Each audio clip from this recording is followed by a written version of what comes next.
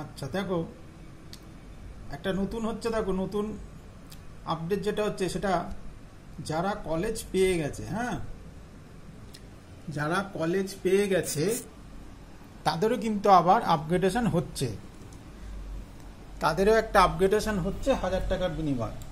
1000 টাকা দিলে তাদের আপগ্রেডেশন হচ্ছে। তাহলে তোমরা এবার যখন কলেজ সাজাচ্ছ, ওই 50-60টা কলেজ সাজিয়ে কোনো লাভ নেই। ভালো করে ভ্যাকেন্সি লিস্ট দেখো, দেখে ভালো করে 20-25টা মতো 30টা মতো সাজাও ঠিকঠাক করে ভ্যাকেন্সি লিস্ট দেখে, ঠিক আছে। আর যারা কলকাতা হাওড়া হুগলি উত্তর 24 পরগনা দক্ষিণ 24 পরগনা, এদের আমি সকালেই বলেছি যে এদের কোনো কিন্তু তোমাদের ডিস্ট্রিক্ট কোটা নেই। তার বাইরে যারা আছো, ধরো পূর্ব মেদিনীপুর পশ্চিম মেদিনীপুর, তোমরা শুধু সেখানকার কলেজগুলোই সোজা হয়ে যাচ্ছে, আরও সেখানকার কলেজগুলোই সাজাও এবং দেখে নাও কোন সিটটা সব থেকে বেশি ফাঁকা আছে, ঠিক আছে, সেটার উপর নজর দাও। বোঝা গেল? তবে সাজানোটা যেন এর সবার প্রবলেম হচ্ছে, এই এক প্রবলেম কিন্তু সবাই ফেস করছে। আমার সাথে দেখা করতে পারবে না, সেই জন্য এই প্রবলেমগুলো হচ্ছে, কিন্তু দূরে দূরে রয়েছেও আমি বলে দিচ্ছি বারবার, দেখে না। ধরো আমি এটা সাজিয়েছি, আমি কলকাতায় থাকি, আমি প্রথম কাউন্সিলিংয়ে 7 নম্বর, আবার তোমাদের কাউন্সিলিং হয়ে আপগ্রেডেশন হতে পারে, তখন এই বিপদে পড়বে, সেটা যাতে না হয়। তাহলে নর্থ ক্যালকাটা পলিটেকনিকে পেয়েছি ফার্স্ট কাউন্সিলিং, এবার আমি কাউন্সিলিং করেছি কলকাতায় থাকি, নর্থ ক্যালকাটা পেয়েছি, এবার আমাকে বললো আপগ্রেডেশন করো। এবার যখনই আপগ্রেডেশন করতে যাচ্ছি তখনই দেখছি আমার এইখানে একটা আচার্য জগদীশচন্দ্র বোস বেড়াচাপা, সেই বসিরহাটে কলেজ, এখানে প্রবলেম হচ্ছে। বুঝতে পেরেছো?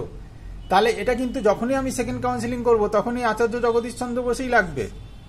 সেটা ট্রেডের ক্ষেত্রে হতে পারে, এখানে কোনো ভুলভাল ট্রেড হয়তো দিয়ে রেখেছো, তাহলে সেই ট্রেডেই গিয়েই লাগবে।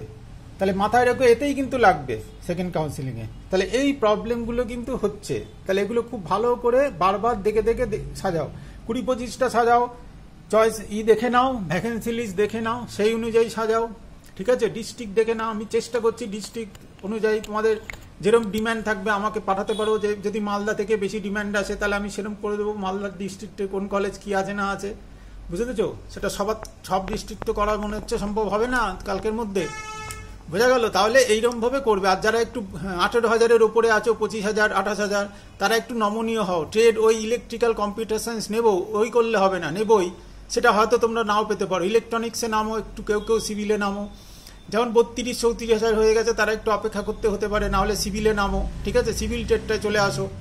তাহলে এরকম তোমাদের একটু করতে হবে কিন্তু, ঠিক আছে। তাহলে একটু দেরি করো, একটু অপেক্ষা করো, করতে হবে 34-35,000 র্যাঙ্ক যাদের।